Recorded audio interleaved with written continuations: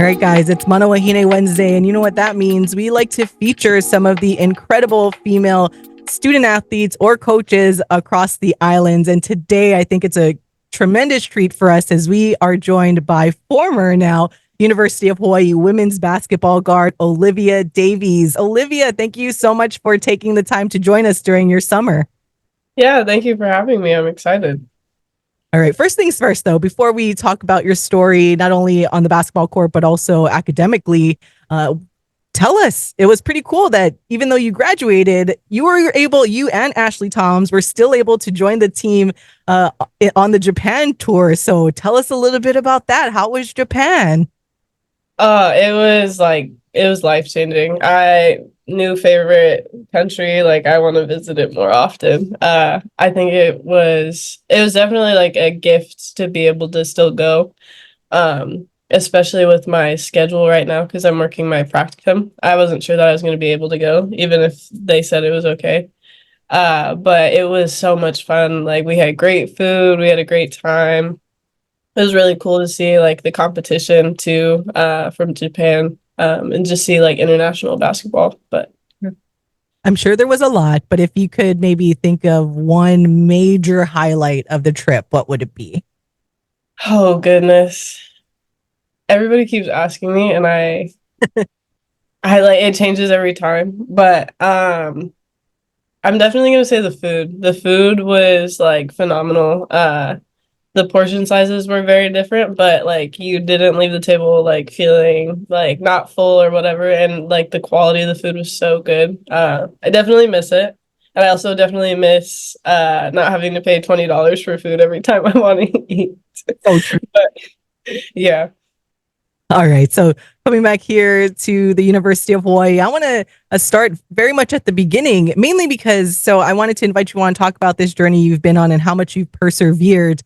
But even being that from Alaska, I did watch a snippet of the podcast that you did with UH women's volleyball player Talia Edmonds, and you kind of shared about how that journey in itself and getting recruited and what you had to face playing obviously somewhere else and how that hindered your recruitment process. So if you could just share with everyone a little bit about that journey even before coming to the University of Hawaii. Yeah, it wasn't out of the norm because that's all we kind of knew. My dad and I spent a lot of time traveling, getting me on different teams. There was a travel ball team that we would go out like almost every weekend to Oregon, and that was the reality of the thing. Like if you didn't get out of the state, like you weren't going to be seen. Like there weren't any coaches really coming up there at that time. And then players like Ruthie Hebert and like all these other really, really amazing female basketball players that were coming out of the state at that time kind of opened the door for us. And then once we started really traveling and like doing the July circuit where we would be gone for a month at a time, we started getting a little bit more attention. But yeah, it was never like an easy task. It was always like being gone for a month and you're like 14, like just playing basketball, that's all you know. Uh it was definitely different, and it's something that a lot of people don't really realize that we have to do. Like you have to do it to be seen. And it's expensive. There's like a lot of stuff that plays into it, but I think for me specifically, uh, there was it was like an uphill battle from the moment it started. And I was always an undersized guard. But eventually, like, I think probably my freshman year of high school, I grew like 6 inches. And it was like, yeah, it was like, then it was like, okay, like she can play a little bit. But yeah, there was a brief period too when I moved to Washington to try to just get a little bit more visibility. That fell through, which kind of deterred the other offers that I had just because I couldn't travel for that year. And that's really big for college coaches to see like consistency. They're like, where did she go? But I think everything worked out though the way that I needed it to work out. Like I'm super grateful that I ended up at Hawaii and it was a beautiful experience. I spent 5 years here. Obviously, I liked it, but uh I knew coming into it like this was gonna be home.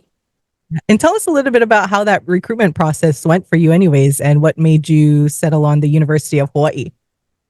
Yeah, so I everybody will tell you this, the entire coaching staff will tell you this. I was a horrible recruit. I didn't want to talk on the phone. I didn't want to do any of that stuff because I had been doing it since I was in 6th grade. Like it was like I was overdoing all of it. Um, and it's funny too, because Coach Locke, the woman that recruited me here, like she was never gave up on me. She was like, yeah, like I'm gonna reach out to Liv. Like Coach K tells me about it all the time.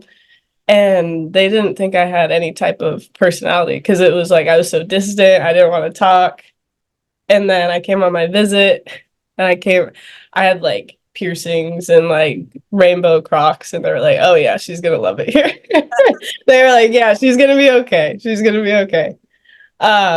But yeah, the actual recruiting process after that, like I remember sitting down with Coach B and having a conversation with her, like what are your goals? Like what do you want to do? And I was like, I want to win. I want to find a program that will win. And she was very upfront about like that's literally like our goal. We're here to win championships. That's what we want.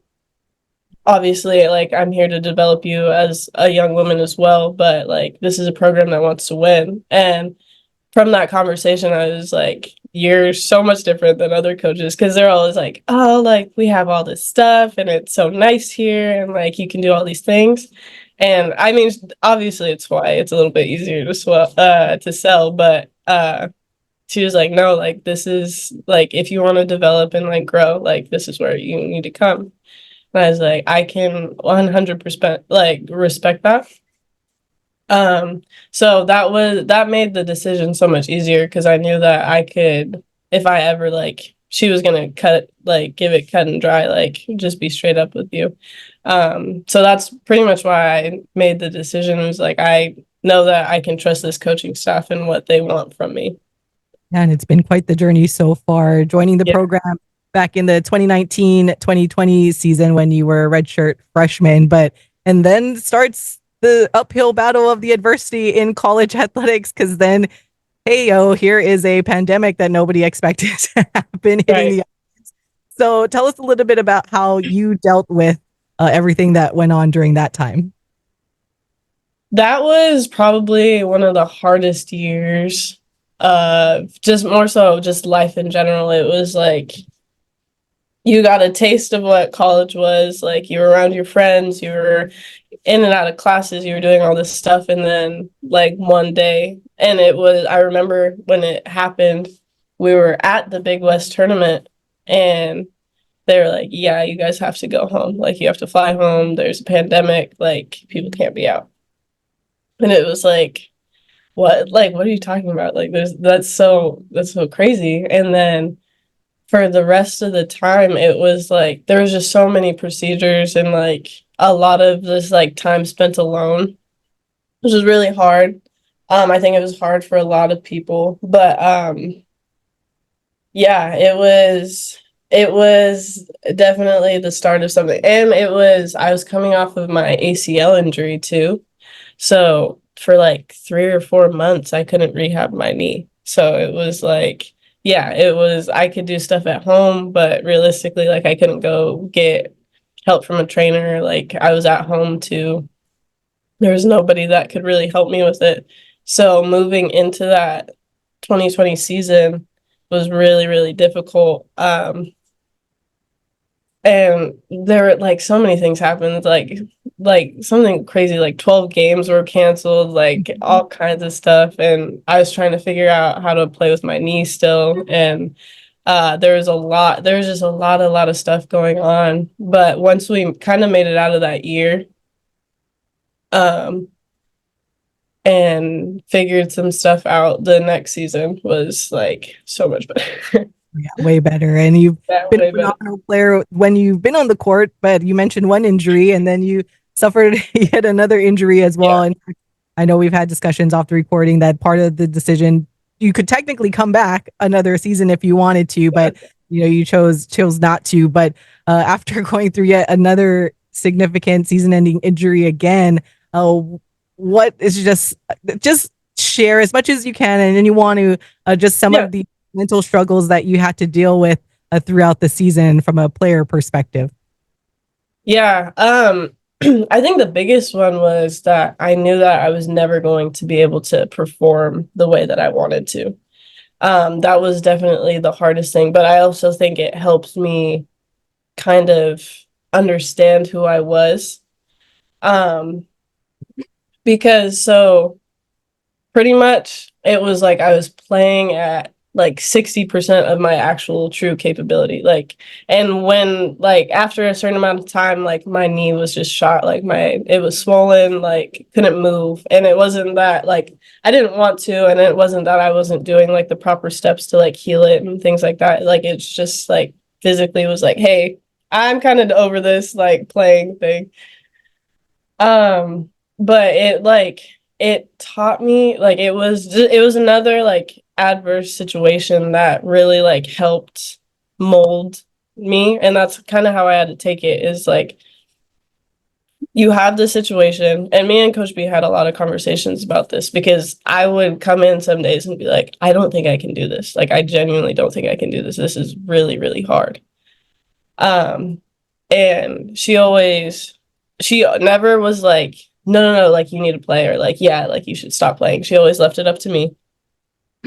But we had a lot of conversations about giving myself an opportunity. Like, if I was to stop playing, you don't know what could have happened. And at the end of the season, like, I think the Cal game, like, it was like the last time I knew it was going to be probably one of the last times I was going to play, but I had a great game, and I knew going into it, I was like, I have nothing to lose. Like, if I blow my leg out right now, like, that's is what it is. But I did everything that I could to get me to this point, so it might as well just be fun at this point. So that kind of helped me get through it. But yeah, I think injuries are, they're obviously talked about, mental health is obviously talked about, but living with it day to day is something that we don't talk about. It's like I have to wake up hours earlier than everybody else to go do rehab, and then after practice, after all that stuff, I have to stay an extra 2 hours to do treatment. And like, that's the reality of the situation, and it's so daunting and it's so hard, and every day it's like, I don't want to do this. Like, I just want to, I want to heal and feel whole and do all of these things. But at the same time, it's like, I also want to be able to perform and be able to play for my coach and like play for my teammates and do all of these things. And so it's that like ebb and flow of like finding what brings you that drive and brings you that peace, but at the same time acknowledging the fact that, like, hey, I do feel this way and that's okay. Yeah. But So you see the important thing is just acknowledging it at the forefront and then just finding a way to work through all of that. yeah, yeah. I mean, like, one of the, like, I had constant conversations with like Coach B and Coach K on like what I needed to do, or like me and Coach K had a lot of conversations about changing my playing style too, like doing it to like slower, because I was very like an explosive player. I can't be explosive with one leg. So we had conversations about like different styles of play. Like, I shot way more than I've ever shot in my entire life, like just threes, because it was like I can't break people down the same way and get to the basket. So like being able to acknowledge and having that awareness, but also understanding like it is perfectly fine to ask for help. That's usually, that vulnerability is usually what stops people. It's like, no, I'm fine. And we're like at a very young age told like, you get hurt, like anything like that, like you need to be fine, like you're stronger than that, like blah blah blah. But no, like I'm here to tell you that's a lie. Like, be true to yourself, be true to your coaches, and like, hey, this is what's happening. I want to figure it out. Like, can you help me figure this out? And then you come up with a game plan. That's the only way that you're going to get through it. Because if you're lying to yourself or you're trying to lie to the coaches, like it doesn't help anybody. And that's kind of sets you up. You almost have like the perfect scenario in terms of transitioning over to the academic side because you Mhm. your undergrad degree or you got your degree in psychology with a minor in English, and now you're finishing up your master's degree. But and then as you mentioned, the internship for your practicum doing Yeah. behavioral mental health work. So just tell us a little bit about that. Maybe what originally made you passionate and wanting to pursue your education in psychology. So I really have always like loved the idea of helping people. I've been a very big advocate for friends and things like that. And I also didn't have the greatest childhood. And so I always thought about psychology as a way to really understand where people come from and how they think and how they operate. And then I got into social work because I did not realize that you needed like extra stuff. Or I would have just started out with an MSW, or not an MSW, but like social work practice. Um, because psych is very like research based. You can still obviously do things out of psych, but I wanted to do the more like one-on-one interaction, clinical therapy type stuff. And so that's why I've transitioned over to social work. But um there's always been like that inkling, like I've always been just drawn to like helping people and making sure people are okay and being able to share myself with other people in that way. I think it's very, very like beneficial. And I know you won't want to tell everybody about it, but I will brag for you. Just bear with me as I go through your accolades, just at Oh least God.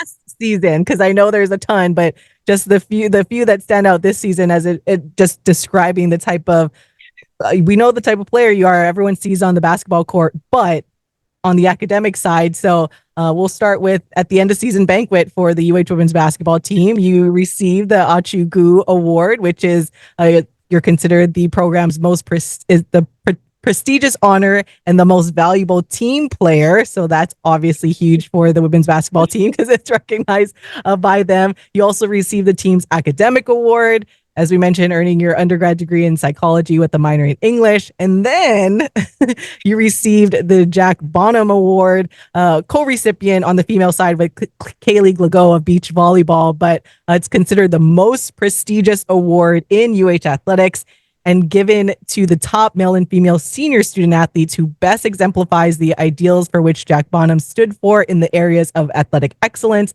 academic achievement, public service, leadership, and character. So when you look back again, that's just the tip of the iceberg for everybody. But there's that you can see that Olivia Davies has done at the athletics website. But yeah, just tell us a little bit about how what that feels like to receive those type of honors. Again, honors that aren't necessarily entirely based on what you do as an athlete, but also also as a student and as a person.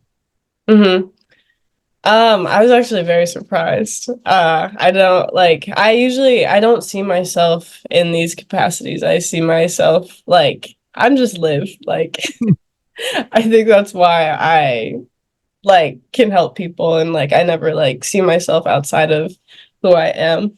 But yeah, no, I was like super appreciative. I like when I got the Jack Bonham Award, I was like, oh, like I guess I did do like a decent job at my time here. Like but yeah, I don't know. It's never been like awards and like stuff like that don't motivate me. It's more so like just being who I am and like being true to myself. I know that sounds so cheesy, but like yeah, like it was never like in my goal to like be a great leader or be outspoken and be like dean's list and like all of these things. Like it was just what I wanted for myself is like I want straight A's and like I'm gonna do what that takes to get straight A's. I want to be one of the best players on my basketball team. I'm gonna do the work that kind of like takes that And then the like community service and like responsibility and things like that, that's just, I feel like that's just been burned into my soul because like that's what really helps people is like if you're responsible and people can rely on you, then you don't have to do it like all that. Then you can receive the help. You can do all of these things and yeah, I don't know. Hey, that's a fair answer, and I totally get it. But I mean, if there is, I mean, I know you shared about why you're passionate about what you're doing is because of your childhood and things you've gone through in life. Obviously, we've Yeah. talked a lot of what happened recently in your time at UH. But just is there anything in particular, like any person or something that you can share that does inspire you every day to be this ambitious and driven? I would definitely probably say my parents, very both at different capacities. Like my dad has driven me to be like the best basketball player that I could ever be. And even now we talk about basketball and he's like, you should be like a reporter or something. I think you'd be great at it. And I'm like, Dad, I'm retired. Like I'm retired. But he's always pushed me like past like points that I would have never imagined that I'd be able to like achieve. And with that, I genuinely believe like I wouldn't have made it past this season as well with how bad my injury was if it wasn't for that. Like he taught me mental toughness at like a different level.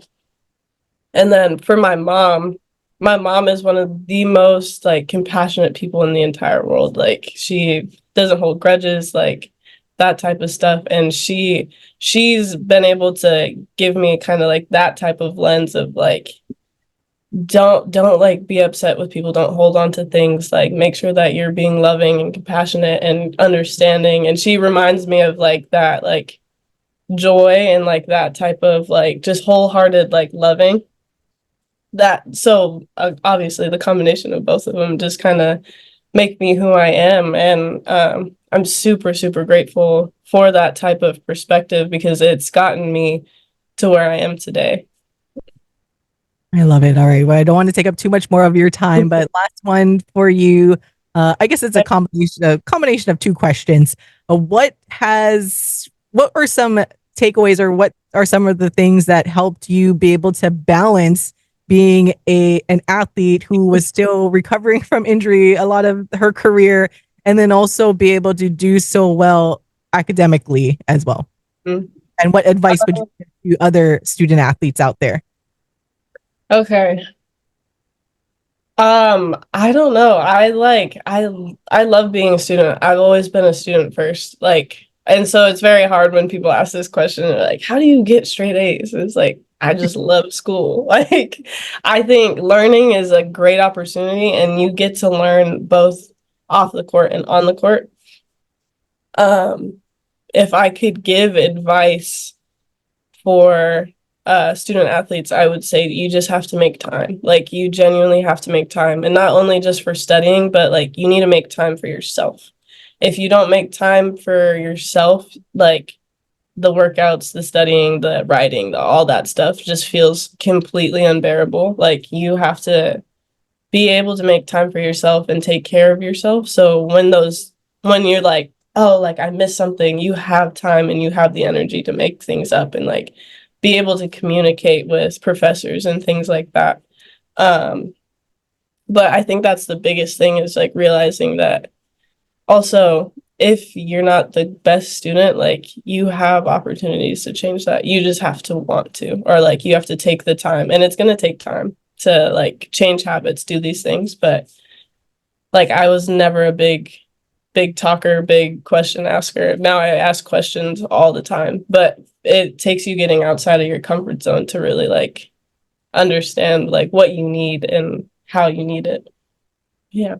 That's perfect advice, definitely, especially as someone who had a hard time with the student side of being a student athlete. Like I mentioned before we jumped on, I was like, you are the student athlete I wished I could have been when I was going to school and playing and whatnot. But fortunately, we have someone like you to share your stories. So hopefully it does inspire a lot of other people out there. All right. Last thing for you though, Liv, what is maybe something that you want to say to all of the fans that may be listening that supported you throughout your career? Just a huge thank you. I still hold like a tiny piece of every single one of you and everything that I do, and it will forever motivate me knowing that I was able to kind of just have all of your love and support with me to get through this crazy process that we call a basketball career. But I will always, always cherish this time that I got to be with you guys. All right. Well, I better let you go and enjoy your summer and your the all the. I know you're not really relaxing during the summer, but it's Right. super busy for you. But thank you so much, Olivia Davies, for taking the time to join us today. Thank you.